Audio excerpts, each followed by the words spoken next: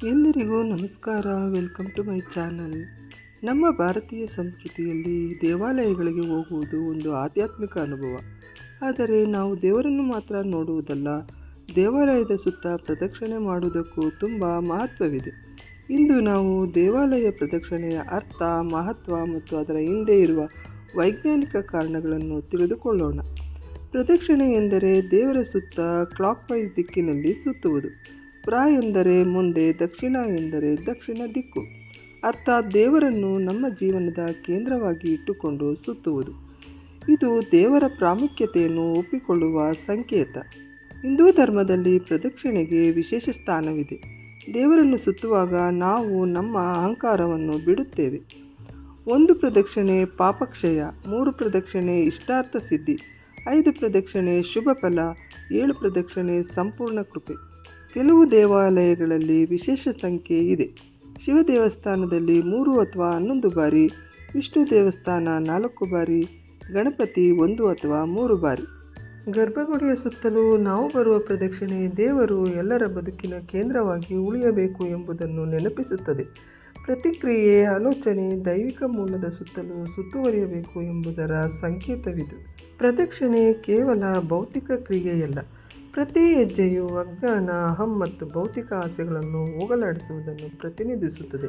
ಆಧ್ಯಾತ್ಮಿಕ ಜ್ಞಾನೋದಯಕ್ಕೆ ಹತ್ತಿರವಾಗಿಸುತ್ತದೆ. ಪ್ರದಕ್ಷಿಣೆಯ ಪ್ರಾಕಾರದ ಸುತ್ತಳತೆಯ ಪ್ರತಿ ಬಿಂದುವು ಕೇಂದ್ರದಿಂದ ಸಮಾನ ದೂರದಲ್ಲಿದೆ.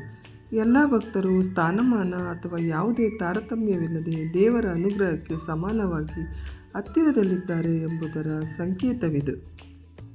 ಇದು ಜೀವನ ಚಕ್ರವನ್ನು ಪ್ರತಿಬಿಂಬಿಸುತ್ತದೆ. ಜನನ, ಮರಣ, ಪುನರ್ಜನ್ಮ ಹಾಗೂ ಸ್ವಯಂ ಅರಿವನ್ನು ಪಡೆಯಲು ಇದು ಸಹಾಯ ಮಾಡುತ್ತದೆ. ಪ್ರದಕ್ಷಿಣಾಕಾರವಾಗಿ ವೃತ್ತಾಕಾರದ ಚಲನೆಯು ಸಾವಧಾನತೆ ಮತ್ತು ಧ್ಯಾನದ ಸ್ಥಿತಿಯನ್ನು ಪ್ರೇರೇಪಿಸುತ್ತದೆ. ಇದು ಭಕ್ತರ ಮನಸ್ಸನ್ನು ಶಾಂತಗೊಳಿಸುತ್ತದೆ, ಅವರನ್ನು ಆಧ್ಯಾತ್ಮಿಕ ಮೌಲ್ಯಗಳತ್ತ ಕೇಂದ್ರೀಕರಿಸುವಂತೆ ಮಾಡುತ್ತದೆ. ದೇವಾಲಯದ ಆವರಣದಲ್ಲಿ ಬರಿಗಾಲಿನಲ್ಲಿ ನಡೆಯುವುದು ಒತ್ತಡದ ಬಿಂದುಗಳನ್ನು ಉತ್ತೇಜಿಸುತ್ತದೆ, ದೈಹಿಕ ಆರೋಗ್ಯಕ್ಕೆ ಸಹಾಯ ಮಾಡುತ್ತದೆ ಎಂಬ ನಂಬಿಕೆ ಕೂಡ ಇದೆ. ದೇವಾಲಯಗಳ ನಿರ್ಮಾಣದಲ್ಲಿ ವಿಜ್ಞಾನ ಇದೆ. ಗರ್ಭಗುಡಿಯಲ್ಲಿ ಪಾಸಿಟಿವ್ ಎನರ್ಜಿ ಹೆಚ್ಚು ಇರುತ್ತದೆ. ಪ್ರದಕ್ಷಿಣೆ ಮಾಡುವಾಗ ನಮ್ಮ ದೇಹಕ್ಕೆ ಆ ಎನರ್ಜಿ ಸೇರುತ್ತದೆ, ಮನಸ್ಸು ಶಾಂತವಾಗುತ್ತದೆ, ಕಾನ್ಸಂಟ್ರೇಷನ್ ಹೆಚ್ಚುತ್ತದೆ ಮತ್ತು ಬರಿಗಾಲಿನಲ್ಲಿ ನಡೆಯುವುದರಿಂದ ಅರ್ತ್ ಎನರ್ಜಿ ಅಬ್ಸರ್ವ್ ಆಗುತ್ತದೆ, ಆರೋಗ್ಯಕ್ಕೂ ಒಳ್ಳೆಯದು. ಪ್ರದಕ್ಷಿಣೆ ಒಂದು ವಾಕಿಂಗ್ ಎಕ್ಸಸೈಸ್ ಆಗಿದೆ. ಹೃದಯ ಆರೋಗ್ಯಕ್ಕೆ ಒಳ್ಳೆಯದು, ಸ್ಟ್ರೆಸ್ ಕಡಿಮೆ ಆಗುತ್ತದೆ, ಮೈಂಡ್ ರಿಲ್ಯಾಕ್ಸ್ ಆಗುತ್ತದೆ, ಪಾಸಿಟಿವ್ ಥಿಂಕಿಂಗ್ ಬರುತ್ತದೆ. ಪ್ರದಕ್ಷಿಣೆ ಹೇಗೆ ಮಾಡಬೇಕು? ಸದಾ ಕ್ಲಾಕ್ ವೈಸ್ ದಿಕ್ಕಿನಲ್ಲಿ ಹೋಗಬೇಕು. ಮನಸ್ಸಿನಲ್ಲಿ ದೇವರ ಹೆಸರು ಜಪ ಮಾಡಬೇಕು. ಓಡದೆ ಶಾಂತವಾಗಿ ನಡೆಯಬೇಕು. ಕೈಗಳನ್ನು ನಮಸ್ಕಾರದಲ್ಲಿಟ್ಟು ಜಪಮಾಲೆ ಹಿಡಿದುಕೊಳ್ಳಬಹುದು. ಒಟ್ಟಿನಲ್ಲಿ ಭಕ್ತಿ ಮುಖ್ಯ.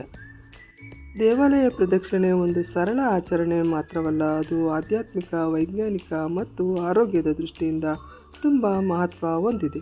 ನಾವು ಪ್ರತಿದಿನ ಅಥವಾ ಅವಕಾಶ ಸಿಕ್ಕಾಗ ದೇವಾಲಯಕ್ಕೆ ಹೋಗಿ ಭಕ್ತಿಯಿಂದ ಪ್ರದಕ್ಷಿಣೆ ಮಾಡಿದರೆ ಮನಸ್ಸು ಶಾಂತವಾಗುತ್ತದೆ ಮತ್ತು ಜೀವನದಲ್ಲಿ ಒಳ್ಳೆಯ ಬದಲಾವಣೆಗಳು ಬರುತ್ತವೆ. ಈ ಮಾಹಿತಿ ನಿಮಗೆ ಇಷ್ಟವಾದಲ್ಲಿ ಇತರರೊಂದಿಗೆ ಹಂಚಿಕೊಳ್ಳಿ. ಧನ್ಯವಾದಗಳು.